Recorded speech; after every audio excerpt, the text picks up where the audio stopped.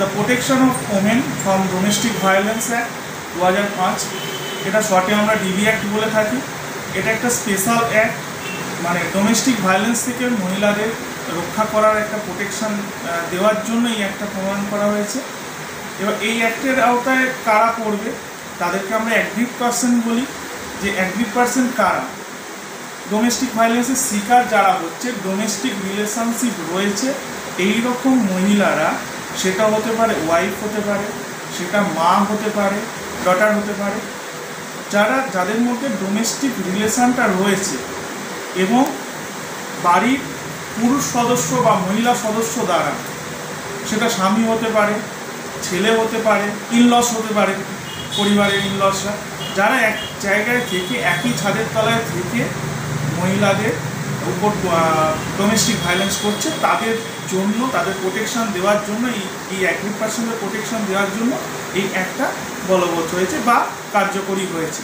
এই অ্যাক্টের আওতায় বাচ্চা মানে শুধু যে ওয়াইফ পেতে পারে প্রোটেকশন তা না, আগেই বললাম যে এখানে কোনো ধরো সৎ মা বা সৎ বাবা মেয়ের উপর অত্যাচার করছে, বা অনেক ক্ষেত্রে দেখা গেছে বৌমা শাশুড়ির উপর অত্যাচার করছে, সেক্ষেত্রেও কিন্তু এই অ্যাক্টের মামলা রুজু করতে পারে।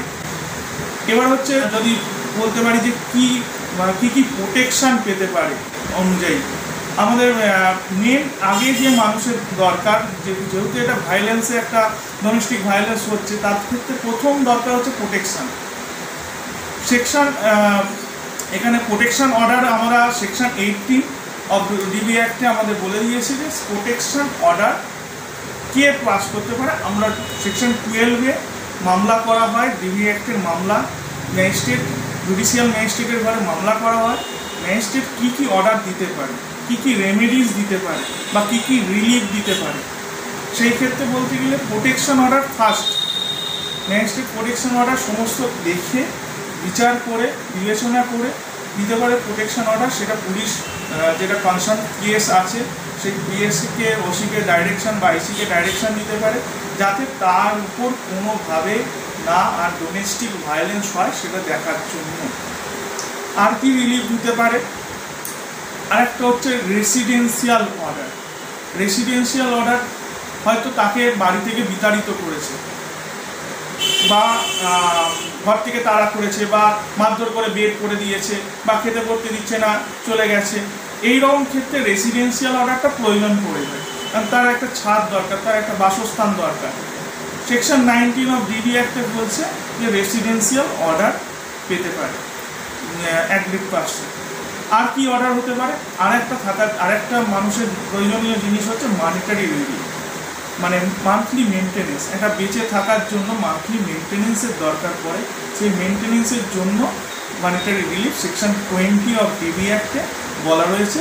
ম্যাজিস্ট্রেট বিচার বিবেচনা করে মানিটারি রিলিফ অ্যালাউ করতে পারে। আর একটা হচ্ছে সেকশন 21। সেকশন 21 খুব ভাইটাল, কাস্টাডি অর্ডার।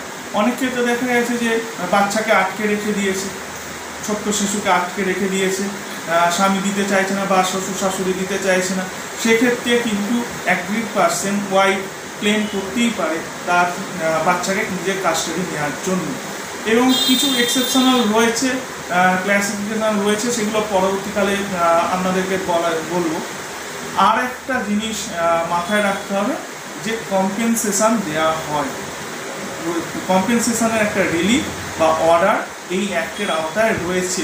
সেকশন 22-তে বলা রয়েছে যে একটা অ্যাগ্রিভ পার্সন তার এই যে লস হচ্ছে, মানে মেন্টাল লস, মানে যেভাবে যে ভুক্তভোগী হচ্ছে, তার জন্য একটা কম্পেনসেশন কোর্ট দিতে পারে।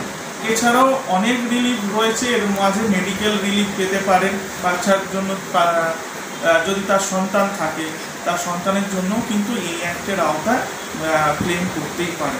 হ্যাঁ, আরেকটা হচ্ছে সেকশন 23-তে ধরুন একটা মামলা ফাইল হলো সেকশন 12, সেই মামলা যতক্ষণ না সাক্ষী হচ্ছে ততক্ষণ কিন্তু ফাইনাল কোনো অর্ডার ম্যাজিস্ট্রেট পাস করতে পারেন না।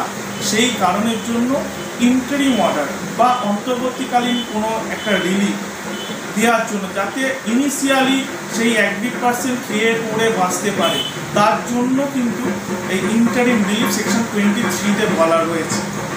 এই সেকশন 23-তে কী হয়, মানিটারি বেসিক্যালি মানিটারি রিলিফটা ইন্টারি মানিটারি রিলিফ দেওয়া হয়। এবং যদি দেখা গেছে যে হাজবেন্ড বা যে রেসপন্ডেন্ট আছে যার এগেনস্টে মানিটারি রিলিফ অর্ডারটা পাস হলো তিনি দিচ্ছেন না, সেক্ষেত্রে কিন্তু এক্সিকিউশন মামলা করে এর টাকা আদায় করতে পারবেন কোনো অ্যাগ্রিড পার্সন অফিসার। নিয়োগ করার একটা প্রভিশন রয়েছে, যেখানে অ্যাগ্রিড পার্সন যান প্রোটেকশন ম্যাডাম বা প্রোটেকশন অফিসারের কাছে যান, তিনি তার কাউন্সিলিং করেন, তার থেকে সমস্ত কথা শোনেন এবং একটি রিপোর্ট কোর্টের কাছে পেশ করেন, সেটাকে DIR বলা হয়, ডোমেস্টিক ইনসিডেন্ট রিপোর্ট। সেই রিপোর্টটার ওপরও কিন্তু নজর রাখে কোর্ট, যে কী ঘটনা, তার উপর কী ধরনের অত্যাচার হয়েছে বা কী ধরনের কী বলবো ভায়োলেন্স হয়েছে বা হিংসা হয়েছে তার উপর, সেই জিনিসগুলো কিন্তু বিচার বিবেচনা করে তবে এই অর্ডার পাস করা হয়।